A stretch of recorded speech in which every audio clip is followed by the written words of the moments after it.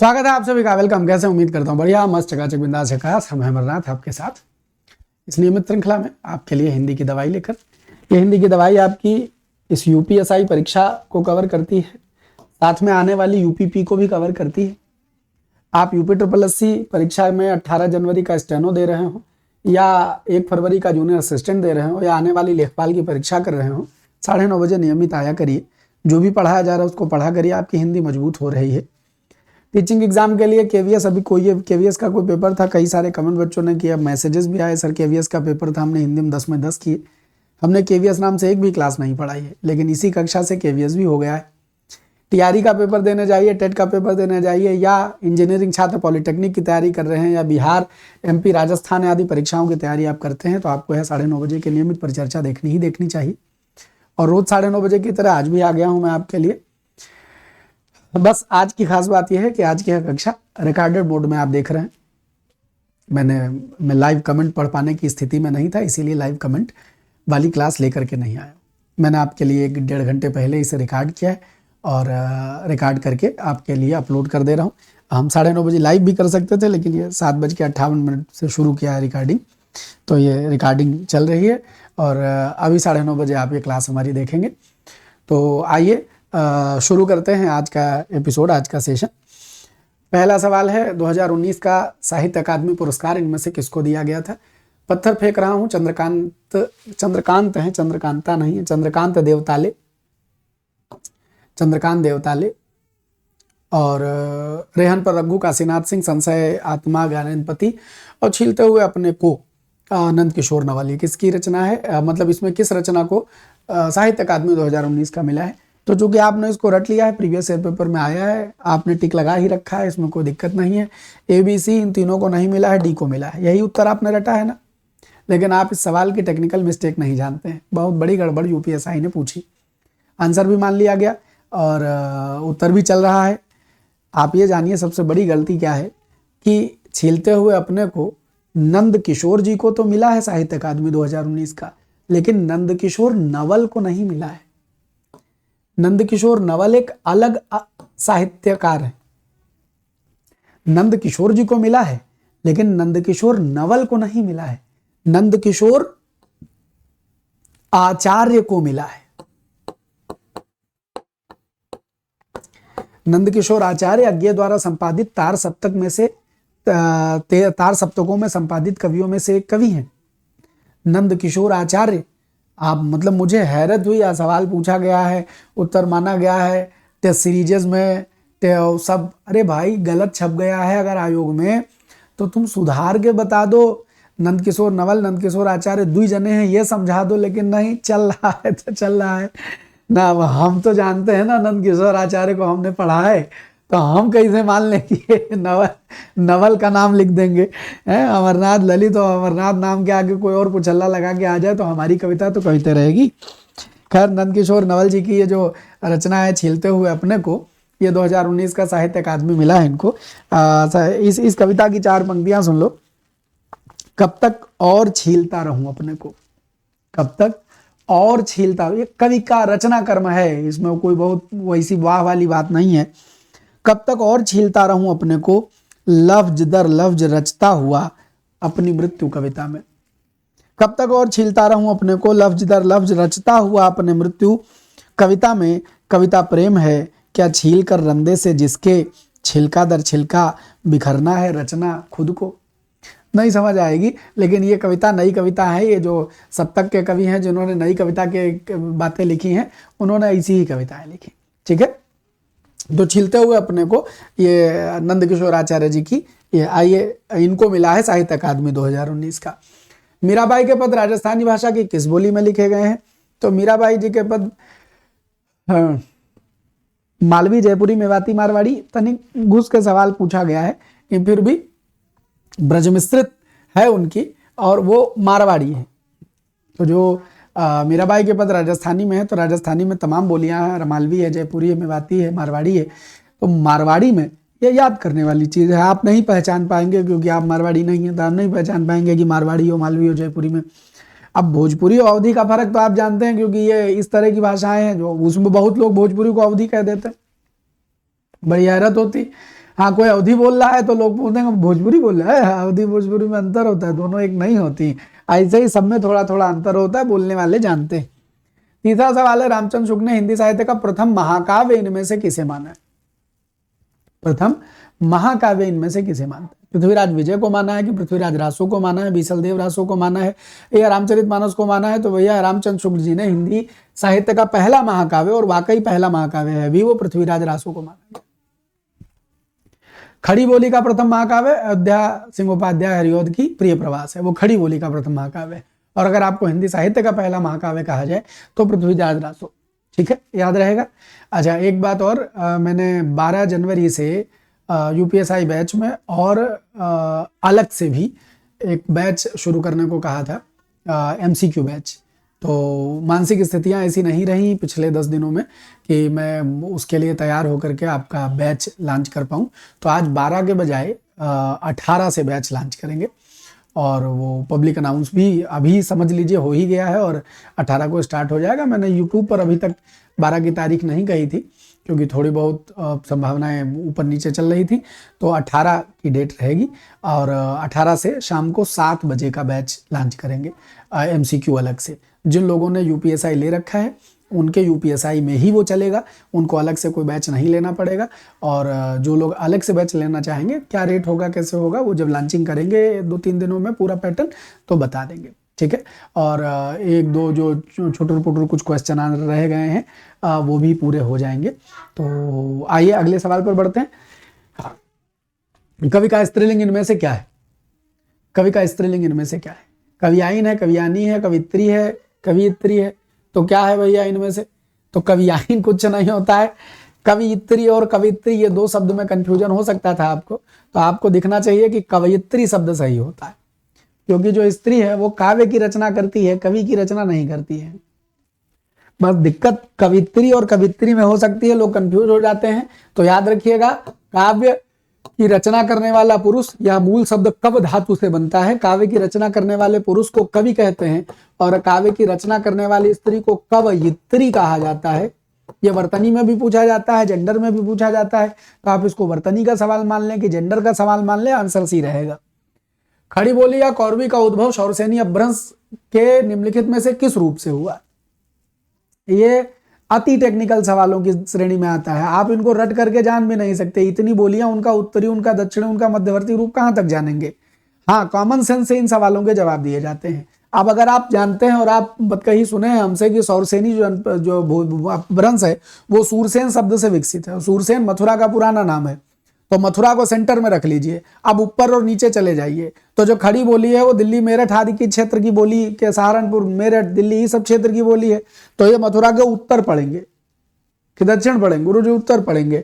तो ये खड़ी बोली जो है, और मथुरा वाला क्षेत्र पूरा ब्रजभाषा क्षेत्र है, इसके उत्तरी रूप में जो डेवलप हुई है वो खड़ी बोली या कौरवी डेवलप हुई। खड़ी बोली का ही दूसरा नाम क्या है? कौरवी है। तो शौरसेनी अपभ्रंश से बहुत सारी बोलियां, शौरसेनी अपभ्रंश से आपका पश्चिमी हिंदी वर्ग की जितनी बोलियां निकली, खड़ी बोली निकली है, कन्नौजी निकली है, कौरवी जिसको कौरवी खड़ी बोली कह लीजिए, हरियाणवी बांगरू कह लीजिए, बुंदेली कह लीजिए, ब्रज कह लीजिए, ये सब इसी शौरसेनी अपभ्रंश से विकसित बोलियां हैं। तो खड़ी बोली या कौरवी जो है वो शौरसेनी अपभ्रंश के उत्तरी रूप से निकलती है। इनमें से कौन सा शब्द स्पर्श बोधक विशेषण है, जिसको बोल के पता चले कि ये स्पर्श का बोध करवाता है? स्पर्श बोधक विशेषण है जहरीला, कोमल, उत्तरी, बड़ा। तो मास्टर साहब, स्पर्श करने वाला जहरीला स्पर्श नहीं, कोमल स्पर्श। स्पर्श करने से कोमलता का बोध होगा, स्पर्श करने से किसी चीज के कड़ेपन का बोध होगा। तो कड़ापन, कोमलता ये स्पर्श के बोध में आएंगी। तो इसलिए उत्तरी, बड़ा और जहरीला का कोई मतलब नहीं है। अब ये सवाल गुरुजी को स्पर्श बोधक नाम का कोई विशेषण रटा जाए, जिंदगी खत्म हो जाएगी। इस तरह के सवाल जो एग्जामिनर अपनी बुद्धि से गढ़ देता है, नहीं बना पाओगे ना। तुमको विशेषण का कोई भेद कहीं स्पर्श बोधक मिलेगा। स्पर्श बोधक विशेषण, गंध बोधक विशेषण, ये खाली एग्जामिनर अपनी बुद्धि से सवाल गढ़ देता है कि आप बताइए, विशेषता शब्द बतावे लेकिन स्पर्श का बोध हो। तो ये कॉमन सेंस है, हिंदी के समझ है तुमको तो बता ले जाओगे। अगर आपको आपसे कहे कि कोई ऐसा शब्द दे दे जिसमें गंध का बोध होता तो वो गंध बोधक बना देगा। तो इस तरह के शब्द बोधक बना करके अपनी ओर से जोड़ने की परंपरा एग्जामिनर खाली आपकी भाषाई समझ जानने के लिए करता है। इस पर भी आपको पता चला हो सकता है कुछ लोग यहू बोध के पैमाने सेट करके वो नोट्स रंगाए हों, ना उनकी समझ में जा रहा है ना तुम्हारी समझ में आ जा रहा है, बस उनको पीडीएफ पढ़ देनी, तुमको पढ़ा सुन लेनी है। तो ये नहीं करना है जी, ठीक है। तो ये कॉमन सेंस से निकाल लेना है। स्पर्श का बोध करवाने वाले एक विशेषण कोमल, बाकी कोई नहीं।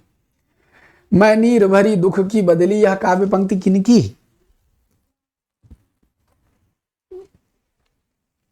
ये कविता ही सुना देते हैं तुमको। मैं नीर भरी दुख की बदली। उत्तर तो अरे मां साहब ये तो रटा हुआ है, पहले आंसर लगा दिया जाए तब तक ढूंढते। महादेवी वर्मा की पंक्तियां हैं। ये गीत मैं आपको खोज करके महादेवी वर्मा जी का सुनाता हूं।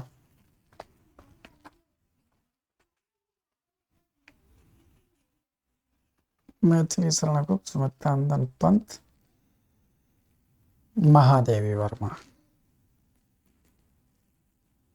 अच्छा वो तो है नहीं है। मैं नीर भरी दुख की बदली, कविता सुनिएगा। नीर माने बादल, नीर माने पानी से भरी हुई दुख का बादल हूं मैं। तो मैं नीर भरी दुख की बदली, स्पंदन में चिर निस्पंद बसा, क्रंदन में आहत विश्व हसा, नैनों में दीपक से जलते पलकों में निर्झरणी मचली, मैं नीर भरी दुख की बदली। अब तुमको ये ना लगे कि मास्टर साहब के अंदर कविता फूट रही है, ये साहित्यकार हैं तो कविता पढ़ के सुनाने में इनको रस आता है, नहीं। ये सुन लोगे तो अगर कहीं से पूछ ले कि स्पंदन में चिर निस्पंद बसा, क्रंदन में आहत विश्वासा किसकी पंक्ति है, तो जान जाओगे। हाँ, वैसे नहीं जान पाओगे। ये लाइनें रट रट के जीवन खत्म हो जाएगा, नहीं जान पाओगे। जब तक साहित्य से जुड़ोगे नहीं, इन प्रश्नों के उत्तर नहीं आएंगे। इसलिए सुन लो कि मेरा पगपग संगीत भरा, श्वासों से स्वप्न पराग झरा, नभ के नवरंग बुनते दुकूल, छाया में मलय बयार चली, मैं नीर भरी दुख की बदली। मैं क्षितिज भ्रुकुट पर चिर धूमिल, चिंता का भार बनी अविरल, रज कण पर जल कण हो बरसी, नवजीवन अंकुर बन निकली, मैं नीर भरी दुख की बदली। और पथ को न मलिन करता आना, पद चिन्ह न दे आता जाना, जाता जाना, सुध मेरे आगम की जग में सुख की सेहरन हो अंत खिली, मैं नीर भरी दुख की बदली। विस्तृत नभ का कोई कोना, मेरा न कभी अपना होना, परिचय इतना इतिहास यही, उमड़ी कल थी मिट आज चली, मैं नीर भरी दुख की बदली। महादेवी वर्मा के गीतों को, हाँ, इसीलिए महादेवी वर्मा को इसीलिए आधुनिक युग की मीरा कहा जाता है। उनके हर गीत में दर्द है, उनके हर गीत में एक विरह है। तो यहाँ विरह किसी व्यक्ति विशेष का विरह नहीं है, गीत का अपना भाव विरह का होता है। तो इसीलिए उनको आधुनिक युग की मीरा कहा जाता है। और ये मैं नीर भरी दुख की बदली, ये इनका गीत है। और छायावाद के 4 प्रमुख स्तंभों में महादेवी वर्मा जी का नाम है। ये सब बातें आपको इनके बारे में जान रखनी। इनमें से किस विद्वान ने अपभ्रंश के लिए पुरानी हिंदी शब्द का प्रयोग किया था, बताइए। बहुत साधारण सवाल है। इनमें से किस विद्वान ने अपभ्रंश के लिए पुरानी हिंदी शब्द का प्रयोग किया?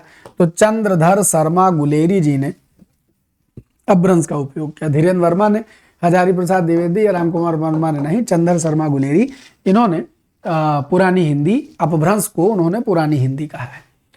अब स्पर्शजन्य बीमारी के लिए इनमें से उपयुक्त शब्द कौन सा है? इमेजिनेशन देखिए एग्जामिनर की, कि वो आपसे न आप ना इसको वाक्यांश के लिए शब्द कह सकते हैं, ना आप इसको पर्यायवाची कह सकते हैं। इस सवाल को हिंदी की समझ माना जाएगा। स्पर्शजन्य, स्पर्श माने छूने से, छूने से पैदा होने वाली बीमारियों के लिए इनमें से कौन सा शब्द उचित है? तो बीमारी के पहले संक्रमित बीमारी, संक्रांति बीमारी, संक्रमणीय बीमारी नहीं, संक्रामक रोग कहा जाता है। यही सबसे सारे शब्द, कहीं संक्रमित भी शब्द मिलोगा, लेकिन जो स्पर्शजन्य बीमारी है उसके लिए क्या संक्रामक रोग कहा जाता है, संक्रमित बीमारी नहीं कहते, संक्रामक रोग। संक्रमित माने संक्रमण हुआ, और संक्रामक संक्रमण करने वाला। तो संक्रामक रोग, स्पर्शजन्य छूने से जो बीमारियां फैली उनको संक्रामक रोग कहा जाता है। समझ का सवाल है, ये रटने का सवाल नहीं है। पर्यायवाची विलोम रट्टे से नहीं बनेगा, समझ से बनेगा। किस वाक्य में क्रियाएं सदैव एक वचन पुल्लिंग तथा अन्य पुरुष में होती? क्रिया एक वचन हो, क्रिया ये पुल्लिंग हो, क्रिया अन्य पुरुष हो, यानी क्रिया को फोकस किया जा रहा है। भाई इतनी जानकारी क्रिया के बारे में दी जा रही है तो क्रिया वाला वाच्य होगा ना। तो क्रिया वाला वाच्य कौन होता है? भाव वाच्य होता है। क्रिया बेस्ड, जिसमें क्रिया की प्रमुखता हो, उसको कौन सा वाच्य बोलते हैं? भाव वाच्य बोलते हैं। अब चला जाए, पढ़ा नहीं जाता, वो क्या कहता, अब चला जाए, सोया नहीं जाता, रोया नहीं जाता, हाँ, बोला नहीं जाता, आदि आदि आदि शब्द सब इस वाले भाव में आते हैं। त्रिलोचन में कौन सा समास है? बहुव्रीहि समास है, द्विगु समास है, अव्ययीभाव समास है, कर्मधारय समास है। तो त्रिलोचन में बहुव्रीहि समास है। गुरुजी त्रिलोचन में बहुव्रीहि समास है। त्रि माने तीन होता है, लोचन माने आंखें होती हैं, तीन लोचन त्रिलोचन। तो तीन नेत्र हैं जिनके, वे कौन है? वे भगवान शंकर हैं। तो भगवान शिव का नाम विशेष हो जाने से ये बहुव्रीहि समास हो जाता है। द्विगु नहीं होगा, गिनती भले इसकी शुरुआत में है, लेकिन गिनती के साथ ये समूह का बोध नहीं करवाता।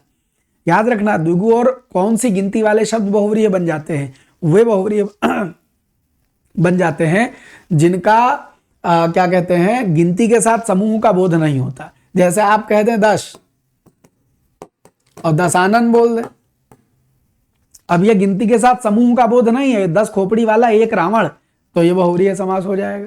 ठीक, आप कह दें चतुर्भुज, अब चौराहा कह दें तो ये द्विगु होगा, क्योंकि ये 4 रास्तों का समूह है, ये द्विगु है। लेकिन अगर आप कह दें चतुर्भुज, तो चतुर्भुज कहने से 4 भुजाओं वाले एक भगवान विष्णु का बोध होता है, इसलिए चतुर्भुज बहुव्रीहि समास हो जाएगा, इसलिए दशानन बहुव्रीहि समास हो जाएगा। तो गिनती आवे तो द्विगु रटे हो, लेकिन गिनती के साथ इसी में आपको एक हैरत वाला शब्द दिखाएंगे, सतखंडा। सतखंडा जो है ये 7 खंडों वाला एक महल, ये 7 खंडों का समूह नहीं कि 7 टुकड़े हैं। सतखंडा उस बिल्डिंग को बोला जाता है जिसमें 7 तल्ले हों, तो सतखंडा बहुव्रीहि समास हो जाएगा। देखने में तुम्हारा दिल करता होगा ला बहु लगा ले, द्विगु लगा ले, नहीं, बहुव्रीहि समास होगा।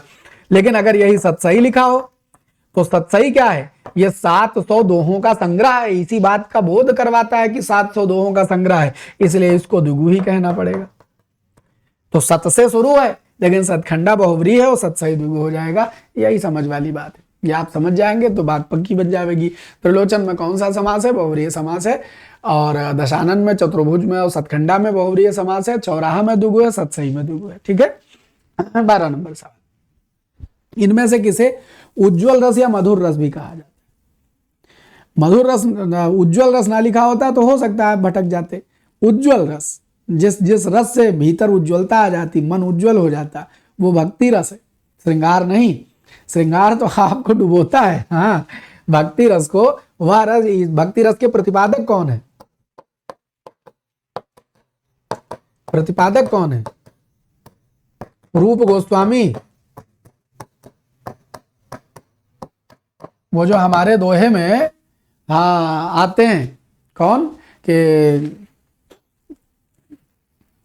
मम्मट माने 9 सही, भरत मुनि ने 8, और गोस्वामी 11। कहिए गोस्वामी, वही रूप गोस्वामी, भक्ति रस के प्रतिपादक यही गोस्वामी। जो गोस्वामी 11 कहें तो रूप गोस्वामी 11 कहें, गोस्वामी 11 कहें, विश्वनाथ 10 ठाठ। विश्वनाथ 10 की ठाठ लगाए बैठे हैं, अन्य कहते हैं 10 रस है, क्योंकि वो शांत रस के बाद एक भक्ति और वात्सल्य, विश्वनाथ जो है वो वात्सल्य रस के को अतिरिक्त रस के तौर पर जोड़ते हैं। तो श्रृंगार, हास्य और वत्सल नहीं, उज्ज्वल रस जो है या मधुर रस जो है वो भक्ति रस को कहा जाता है, जिसके प्रतिपादक रूप गोस्वामी। इनमें से उर्दू का उपसर्ग कौन सा है? उर्दू का उपसर्ग कौन सा है? उप है, अन है, भर है, अल है। तो उप है कि अन है कि भर है कि अल है? तो बच्चा उप संस्कृत का है, अन हिंदी में आ जाता है। अगर अन में हलंत लगा दीजिए, ना में हल चिन्ह लगा दीजिए तो संस्कृत में आ जाएगा, भर हिंदी में आ जाएगा। अल, अल जो है वो उर्दू उपसर्ग है। वैसे हिंदी में कम प्रयोग होता है, अलबत्ता, अलगरज, अलमस्त, इन 2-4 शब्दों के अलावा शायद ही जब आप ठेठ उर्दू बोलने वाले होते हैं या उर्दू की समझ या उर्दू की गज़ल वज़ल वाले होते हैं तो आप अल लफ्ज़ के उपसर्ग का यूज़ देते हैं। वैसे अल जो है वो जैसे अंग्रेजी में डेफिनेट शब्द द का यूज़ किया जाता है, जैसे जब आप कहते हैं द मंकी तो एक विशेष मंकी, तो वैसे ही अल शब्द किसी चीज़ को स्पेशल बना देता है, द की तरह फील करवा देता है, डेफिनेट का बोध लाता है। तो बाकी अल जो है वो उर्दू शब्द है, अल उर्दू उपसर्ग है। अल गरज, अलबत्ता, अल मस्त, इसमें याद रखिएगा। इनमें से कौन सा शब्द तत्सम है? पंख जो है, अच्छा ये जत्ते जने आग टिक टिक टिक लगाए हैं, माँ दुनिया के नरक भैया, ये क्लास हम रिकॉर्ड करें, आप ABCD वाला कमेंट लिखिए, बाकी कमेंट न लिखे। हम जान रहे हैं लोग कमेंट कर रहे होंगे, इसीलिए बीच में आके खड़े होकर बोल दे रहे हैं। हमें मालूम है अभी मान लगे पड़े होंगे कुछ जने। तो आप हमको पढ़ाने वाला कोई कमेंट न करिए, हम पढ़ ही नहीं रहे हैं। आज हम रिकॉर्ड किए हैं क्लास, आपको रिकॉर्डिंग दे रहे हैं। आपके कमेंट आज पढ़ने की स्थिति में नहीं है। हाँ, कल आएंगे लाइव तो बतियाएंगे। अभी आप खाली पढ़ने का आनंद लीजिए, ABCD लगाइए, अभ्यास करिए जैसे पढ़ा जाता है, प्रॉपर प्रैक्टिस। सवाल का जवाब क्या होगा हम पूछें तो यहाँ ABCD लिखिए, जो आपकी प्रैक्टिस बनाता है। तो पंख जो है वो तद्भव है, पत्थर तद्भव है, पंछी तद्भव, प्रकट जो है वो तत्सम है। प्रकट तद्भव में आके प्रकट हो जाएगा, भय प्रगट कृपाला दीन दयाला कौशल्या हितकारी। वहां प्रकट नहीं लिखा है, प्रगट लिखा है, गट। तो क को ग बना लेते हैं अगर प्रकट का तद्भव बनाना हो तो। बाकी पंछी जो शब्द है वो संस्कृत के पक्षी से बिगड़ा हुआ है, पत्थर जो है वो संस्कृत के प्रस्तर से बिगड़ा हुआ है, और पंख जो है वो संस्कृत का पक्ष है जो पंख के रूप में आ जाता है। आगे बढ़ते हैं। इनमें से कौन सा शब्द अतिथि शब्द का समानार्थी नहीं? बढ़िया सवाल है। अतिथि शब्द का अनेकार्थी नहीं है। तो आप जानते हैं अतिथि का बेसिक मतलब होता है मेहमान, जो बिना तिथि बताए आ जाए, जिसके आने की कोई तिथि ना हो। आज जमाने में तो अतिथि बचे ही नहीं, एवरीथिंग इज प्लान्ड। किसी के घर बिना बताए पहुंच जाओ तो कहो तुमको घर में न घुसने दे, या आलम है, पहले से अपॉइंटमेंट लेके जाना पड़ता है। ये वाला दुनिया जमाना हो गया।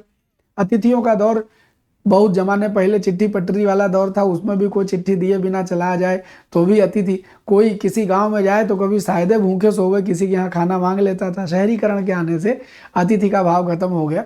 कोई गांव में अजनबी आए, पूरा गांव मालूम रहता कोई अजनबी आदमी आया है, कोई यात्री रास्ते में गुजर रहा है तो वो कहीं भी बैठ करके भौरी वौरी खा लेता था, उसको भोजन मिल जाता था। अतिथि वाला भाव वहाँ था। जो बिना तिथि बताए आ जाए उसको अतिथि बोलते हैं। अब तो मजाक मजाक में कि अतिथि कोई बिन तिथि बताया जाए तो कब भगाए दो, अतिथि कब जाओगे, फिल्म तक बन गई है। तो इनमें से कौन सा शब्द? अतिथि मेहमान को बोलते हैं। सामान्य तौर पर मेहमान के लिए अतिथि शब्द का प्रयोग किया जाता है, जो बिना बताए। लेकिन यहाँ एक शब्द और है, साधु। इन्होंने जैसे इसको एक्सप्लेन किया था ऐसे ही एक्सप्लेन करना था। वह साधु जो कहीं टिकता ना हो, उसके लिए भी अतिथि शब्द का इस्तेमाल करते हैं। खाली साधु को डायरेक्ट अतिथि नहीं कहा जाता है। साधु जो प्रव्रज्या करता रहता हो, साधु जो घूमता टहलता रहता हो, तो वो जिसके दरवाजे पहुंच जाए उसका अतिथि हो जाता है। जिसके यहाँ भिक्षामदेह कहते उसका अतिथि, इस भाव में अतिथि कहा गया।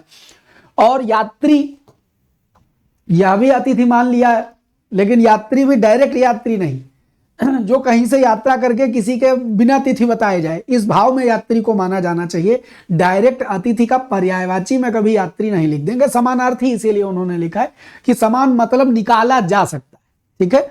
और जब यज्ञ होता था तो यज्ञ में सोमरस की आवश्यकता पड़ती थी डालने के लिए, तो जो सोमलता लाने वाला होता था यज्ञ आदि में प्राचीन वैदिक युग में, उसको भी अतिथि कहा जाता था। बस अतिथि का उत्तर से कोई संबंध नहीं है। उत्तर एक दिशा है, उत्तर माने जवाब, उत्तर माने बहुत कुछ, लेकिन इससे कोई संबंध नहीं। आइए आगे बढ़े। जब किसी पद की व्याख्या करनी हो या उसके संबंध में विस्तार से कुछ कहना हो तो इनमें से किस विराम चिन्ह का उपयोग किया जाएगा? डिटेल से किसी चीज के बारे में बताना है तो किस विराम चिन्ह का उपयोग किया जाएगा? तो यदि डिटेल से किसी चीज के बारे में बताना है तो इस वाले चिन्ह का उपयोग करते हैं। ये दो बिंदी लगा के इसको विवरण चिन्ह कहा जाता है। इसका उपयोग करते हैं जब किसी पद की व्याख्या करनी हो, कोई एक्सप्लेनेशन देनी हो किसी बिंदु से, तो ये वाला चिन्ह बना देते हैं। पूर्वी हिंदी का विकास इनमें से किस अपभ्रंश से हुआ है? पूर्वी हिंदी का विकास इनमें से किस अपभ्रंश से हुआ है? तो पूर्वी हिंदी का विकास इसमें से सौरसेनी, पैसाची, अर्धमागधी, मागधी। तो मास्टर साहब पूर्वी हिंदी का विकास अर्धमागधी से हुआ। अर्धमागधी अपभ्रंश से पूर्वी हिंदी निकली है, और इस पूर्वी हिंदी जो कि उपभाषा है इसकी, और पूर्वी हिंदी से 3 बोलियां निकली हैं। अवधी हमारी मातृभाषा, बघेली और छत्तीसगढ़ी। छत्तीसगढ़ी, ठीक है। तो सौरसेनी नहीं, पैसाची नहीं, मागधी नहीं, अर्धमागधी। तो इसको हमने याद भी कराया है पढ़ाते पढ़ाते, ABC। अवधी, बघेली, छत्तीसगढ़ी ये पूर्वी हिंदी की है। अर्धमागधी को क्या कहते हैं? यह अपभ्रंश है। और पूर्वी हिंदी क्या है? यह उपभाषा है। भाषा के नीचे उपभाषा, हिंदी भाषा है, पूर्वी हिंदी उपभाषा है, और ये सब क्या है? ये बोलियां हैं। बोलियां। ठीक, तो पूर्वी हिंदी का विकास अर्धमागधी से हुआ। सौरसेनी से ब्रज और खड़ी बोली आदि निकले। बढ़िया सवाल। कोहली द्वारा शतक लगाया गया, इस वाक्य का कर्तृवाच्य में रूपांतरित वाक्य क्या होगा? कोहली शतक लगाएगा, कोहली ने शतक लगाया, और कोहली ने शतक मारा और कोहली का शतक बना। तो मास्टर साहब कोहली द्वारा शतक लगाया गया, तो लगाया वाला पैटर्न पकड़ेंगे, कोहली ने शतक लगाया, कोहली ने शतक लगाया। ने लगाने से वो कर्मवाच्य नहीं हो जाता है, वो कर्तृवाच्य ही रहेगा। द्वारा लगाने से जब वाक्य जिसके लिए बनाया जाए, जिसके लिए बनाया जाए वो मायने रखता है। कर्ता को मुख्य बिंदु कथ्य बिंदु बनाया गया है, क्रिया किसके अनुसार चलती है ये तो पहचान के लिए बताई गई अतिरिक्त चीज है। मेन बात क्या है? कर्ता के लिए वाक्य बनाया गया तो कर्तृवाच्य, कर्म के लिए वाक्य बनाया गया तो कर्मवाच्य, क्रिया के लिए वाक्य बनाया जाएगा तो भाववाच्य हो जाएगा, याद रखना है। तो कोहली ने शतक लगाया। बढ़े आगे। इनमें से किस शब्द की वर्तनी शुद्ध है? उज्ज्वल। बहुत सरल सवाल। हाँ, आपकी क्लास में मास्टर साहब तो एकदम रटा रटाया हो चुका है ना। देखिए उज्ज्वल, उज्ज्वल, और ये कौन सा सही है? तो ये भैया उज्ज्वल सही है। दोनों जा आधा रहेगा। ये बात बहुत अच्छे से समझिएगा कि उत मूल शब्द है, जब इसमें ज्वल लगाओगे तो ये आधा ता आधे जा को देख करके आधे जा में बदल जाता है और शब्द बन जाता है उज्ज्वल। दोनों जा क्या रहेंगे? आधा रहेंगे। दोनों जा क्या रहेंगे? आधा रहेंगे। उज्ज्वल क्या बन जाएगा? उज्ज्वल बन जाएगा। और बाकी सब गड़बड़ है। अच्छा देखें, अगर यही शब्द प्रज्वल के बारे में पूछा जाए तो क्या मास्टर साहब प्रज्वल या प्रज्वलित सही है? नहीं, नितांत गलत है। प्रज्वल में दो आधा जा नहीं होते। काहे नहीं होते? क्योंकि प्र अलग है, ज्वल अलग है। इसके पास, उत के पास ता था कि वो आधे जा में इस जा को देख के बदले, प्रा के पास कोई प्र तो थोड़े ना है। तो सही शब्द क्या होगा? प्रज्वल। सही शब्द क्या होगा? प्रज्वलित। ठीक, हाँ, ये प्रज्वलित नहीं होगा। तो वहां तो दो आधा जा रहेगा, लेकिन प्र लगाएंगे तो दो आधा जा नहीं, सिंगल रहेगा। इनमें से तंद्रालु में प्रयुक्त प्रत्यय कौन सा है? तंद्रालु में प्रयुक्त प्रत्यय कौन सा है? तो तंद्रालु में अगर प्रत्यय की बात करें तो अल है, लू है, आलू है, अलू है, क्या है? तो तंद्रालु में जो प्रयुक्त प्रत्यय है वो लू है। आपको एक बहुत बेसिक रूल हमने बताया है कि मूल शब्द पकड़ो और उसके बाद जो बाकी बचे झाड़ दो। तंद्रा लू, तंद्रा लू। तंद्रा मूल शब्द है, तंद्रा हटा लिया जाए, एकदम तंद्रा अपने में स्वतंत्र शब्द है। ठीक है, तो तंद्रा लू। ठीक, आइए आगे बढ़ते। हो सकता है आप इंटरनेट सर्च करें और वो आपको आलू बता दे, लेकिन उसी के आगे दो चार और सर्च करेंगे तो आपको लू मिल जाएगा। लू आलू में किताबें तक कंफ्यूज रहती हैं, तो इनको अलग से याद कर लीजिए। तो तंद्रालु में लू याद रखिएगा। आइए 20 सवाल हो गए आपके यूपीएसआई प्रीवियस ईयर पेपर। आइए 5 सवाल हमारे अंदर वो हमने जो आज चुने हैं आपके लिए, उनका आनंद लीजिए। और ये चुनने का भाव यही रहता है कि आप मात्र यूपीएसआई के सरल या कठिन सवालों में न फंसें, हमारे साथ भी कुछ नवीनता पाते रहें, और वो नवीनता आपके सारी परीक्षाओं के लिए सहायक रहेगी। हिंदी शब्द सागर का प्रकाशन इनमें से किस संस्था ने किया है? हिंदी साहित्य सम्मेलन ने नहीं गुरुजी, राष्ट्रभाषा परिषद ने नहीं। ये बात हम गाहे बगाहे आपसे करते रहते। मुझे लगता है कल ही या शायद सैटरडे की क्लास में हमें डिस्कस कर रहे थे, तो हमने बताया था कि भाई हिंदी शब्द सागर आचार्य रामचंद्र शुक्ल ने लिखी थी और बाबू श्यामचंद्र दास ने नागरिक प्रचारणी सभा की स्थापना की थी, और 3 जनों ने की थी। वो तीनों का नाम क्या है वो आगे आएगा।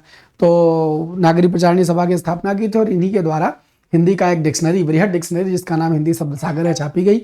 और हिंदी शब्द सागर, मैं आपसे जब कहता हूँ कि ना कि भाई हम इस शब्द का ये मतलब हो ही नहीं सकता, जब मैं कभी डंके की चोट पर कहता हूँ। जैसे एक किताब है कोई बाजार में, वहां पर वो सिलीमुख जैसा कोई शब्द इजाद कर दिए हैं, जबकि सिर्फ एक शब्द होता है सिलीमुख। सिलीमुख एक शब्द होता है, और यह शब्द जो है इसी का मतलब बाण होता है, इसी का मतलब भौरा होता है, बाण या तीर। सिलमुख नाम की कोई चिड़ैया एग्जिस्टे नहीं करती। तो जब मैं आपसे ऐसे डंके की चोट पे कहता हूं एग्जिस्टे नहीं करता है, इसका मतलब कि मैंने उसको कई शब्दकोशों में खोजा है और विशेषता हिंदी शब्द सागर में भी देख लिया होता है। यदि हिंदी शब्द सागर में वो शब्द दिया होता है तो हम मान लेते हैं कि वही शब्द दिया है। तो हिंदी शब्द सागर एक ऑथेंटिक हिंदी का शब्दकोश है। जब इस तरह की कोई दुविधा फंसे तो हिंदी शब्द सागर से देखा जा सकता है। ये आपको भी बताया दे रहे हैं, साथ साथ ही मास्टर साहबों को भी बता देते हैं।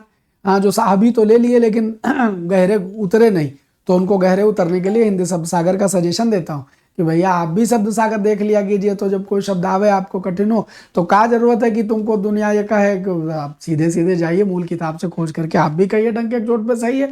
अब अगर कोनो किताब में लिखा है तो किताब को गलत कहने की हिम्मत पैदा होगी आप में, हाँ कि ये गलत है, ये नहीं होता है। तो आप देखिए नागरिक प्रचारणी सभा, और इस नागरिक प्रचारणी सभा के संस्थापक 3 जने थे, एक आदमी इसमें से नहीं है। कौन 3 जने थे उनका नाम बताइए, और कौन नहीं थे उनको खारिज कर दीजिए।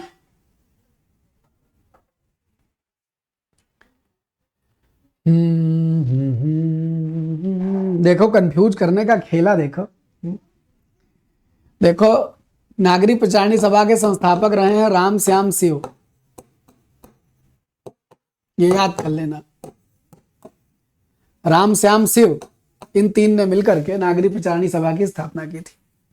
अच्छा गुरुजी, तो श्याम बाबू श्याम सुंदर दास ने की थी, राम पंडित राम नारायण मिश्र ने की थी, शिव ठाकुर शिव कुमार सिंह ने। ये तीनों लोग 9वीं कक्षा के छात्र हैं, 9th के छात्र थे, 9वीं कक्षा में पढ़ते थे, संभवतः क्वींस कॉलेज बनारस का।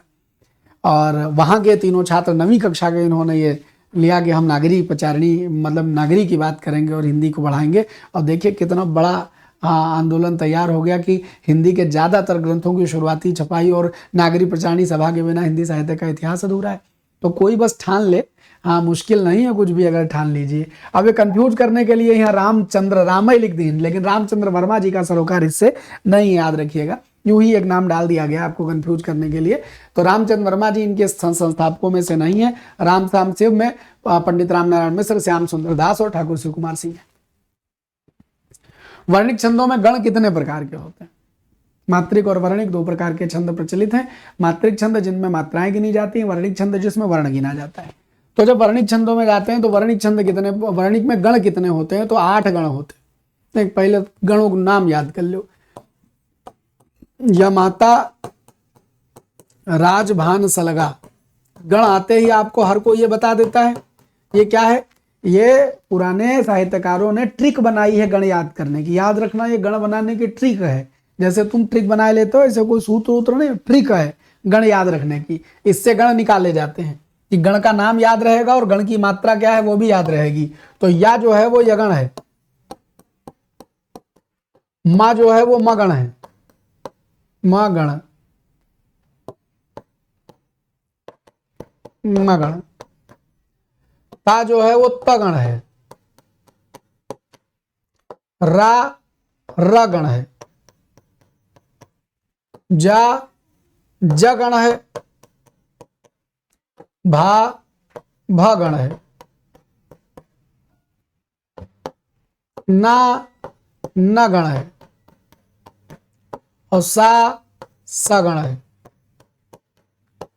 लगा कोई गण नहीं है, ये दोनों बस ऐसे हैं ताकि ये पैटर्न पूरा हो जाए। तो गिन लो 1 2 3 4 5 6 7 8, कै गण हो गए? 8। तो गणों की संख्या कितनी होती है? 8। अब ये गण क्या बला होते हैं गुरुजी? ये गण होते हैं किन्हीं 3 अक्षरों पर लगी मात्राओं के समूह को बोलते हैं।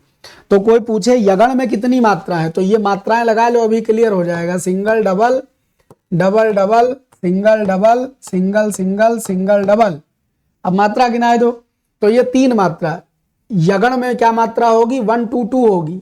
मगण में कौन सी मात्रा होगी? मातारा। ये यहां से पहला अक्षर पकड़ो और 2 अक्षर और शामिल करके 3 अक्षर पर जो मात्रा समूह लगा है वो यगण का रिप्रेजेंटेटिव है। मगण का रिप्रेजेंटेटिव 2 2 2। तगण का रिप्रेजेंटेटिव क्या होगा? ताराज। रगण में कितनी मात्रा होती है? तो रगण में राजभा मात्रा होती है 2 1 2।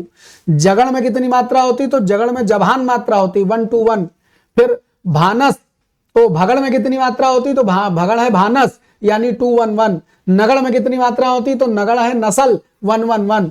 सगण में कितनी मात्रा होती है? तो सगण है सलगा 1 1 2। माने जो शब्द है गण का नाम ये गणों के नाम है, शॉर्टकट है, ट्रिक है और कुछ नहीं है, जो पुराने साहित्यकारों की बनाई हुई हर किताब में लिखी मिलेगी कि यमाता राजभान सलगा यगण मगण तगण रगण जगण भगण सगण और झगण भगण नगण सगण, लगन गगन कुछ नहीं है, 3 का समूह है। तो कोई पूछे यगण में कितनी मात्रा, तो कहो यमाता, 3 अक्षर एक साथ बोल दो, 1 2 2 ये मात्रा होगी तो इसको यगण कह दिया जाएगा। यही है गण की पहचान। छंद जो हमने पढ़ाया है लक्ष्य सीरीज में, उसमें जा करके देख लीजिए, छंद में गण आदि पहचान बड़े अच्छे समझाइए, समझ लीजिए तो काम आ जाएगा। आइए 24 नंबर देखते हैं। वीप्सा अलंकार को दूसरे किस नाम से जाना जाता है? वीप्सा अलंकार, कई बार बात हुई है इस पर, कई बार। या अगर आप श्रृंखला नियमित देख रहे हैं, अच्छा कुछ लोग जुड़ते हैं, गुरुजी हम अब आपके तो 100 के ऊपर क्लास हो चुकी है इसकी, तो हम क्या करें, क्या अभी से देखें कि पुरानी 100 कंप्लीट करनी पड़ेगी? देखो अभी जो कंटिन्यू रेगुलर क्लास शुरू हो गई इसमें तो जुड़ जाओ, इसमें तो कोई बाधा नहीं आनी है। अगर पुरानी देख सको तो अच्छी बात है, वरना 20-30 दिन हमारे संग बैठोगे लाइव क्लास करते करते पुराना अपने मन से ऑटोमेटिक रिकॉल होने लगेगा, कहीं ना कहीं वो सवाल आ जाएगा, कहीं ना कहीं वो बात आ जाएगी और ये पैटर्न बन जाएगा। ठीक है, हाँ, तो उसको वीप्सा को पुनरुक्ति प्रकाश अलंकार कहा जाता है, जब किसी एक शब्द की रिपीटेंस हो जाती है, जैसे मधुर मधुर मेरे दीपक जल, धीरे धीरे कोई आया मेरे मन आंगन के द्वार में, धीरे धीरे, मधुर मधुर, इस तरह के शब्द जब बिना अर्थ के बस रिपीट हो जाएं, सिर्फ एक शब्द रिपीट हो जाए, तो ऐसी रिपीटेंस वाले शब्दों को पुनः उक्ति माने दोबारा कह देना पुनरुक्ति प्रकाश कहते हैं। पुनरुक्ति प्रकाश का एक विशेष रूप होता है वीप्सा, याद रखना, विशेष रूप, जब भावनात्मक शब्दों को, विस्मय बोधक शब्दार्थ जैसे छी छी आहा आहा, इस तरह के शब्द जिसमें भावनात्मकता का आभास ज्यादा हो, ऐसे शब्द जब रिपीट होते हैं तो उसको वीप्सा कह देते हैं, वरना है वो पुनरुक्ति ही, एक बात को दोबारा कहना पुनरुक्ति प्रकाश ही है। 25 नंबर, निम्नलिखित पंक्तियों में कौन सा अलंकार, ये बढ़िया सवाल। बालधी विशाल विकराल ज्वाल जाल मनोलंक लीलिबे को काल रसना पसारी। बालधी विशाल विकराल जाल जाल मनोलंक लीलिबे को काल रसना पसारी।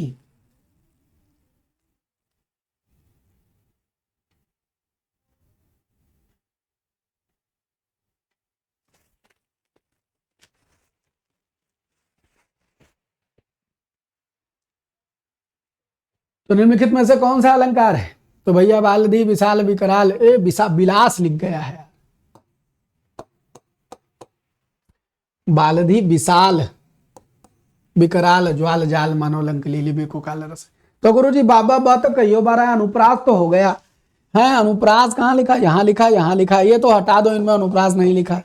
अब आ गए मानव लिखा है, मनु मानो जनु जानो मनहु जनहु, मनु मानो जनु जानो मनहु जनहु आदि शब्द आ जाए तो क्या मान लेना चाहिए? उत्प्रेक्षा मान लेना चाहिए।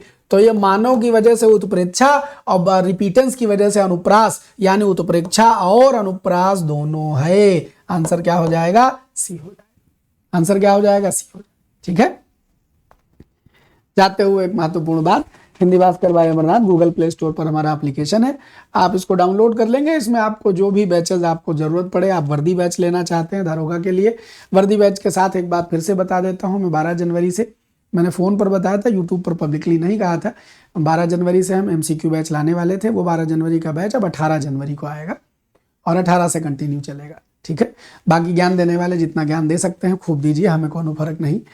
आपको पढ़ाना हमारी जिम्मेदारी है। जिन लोगों ने बैच पढ़ लिया है और वो कोई क्या कहते हैं, हिंदी आ गई है, आप यहाँ बैठ रहे हैं, हिंदी आ गई है, एक अतिरिक्त, और ताकि प्रीवियस ईयर पेपर का कंफ्यूजन खत्म हो जाए, वो आपके लिए लाना है तो वो हम ले आएंगे, 18 से ले आएंगे।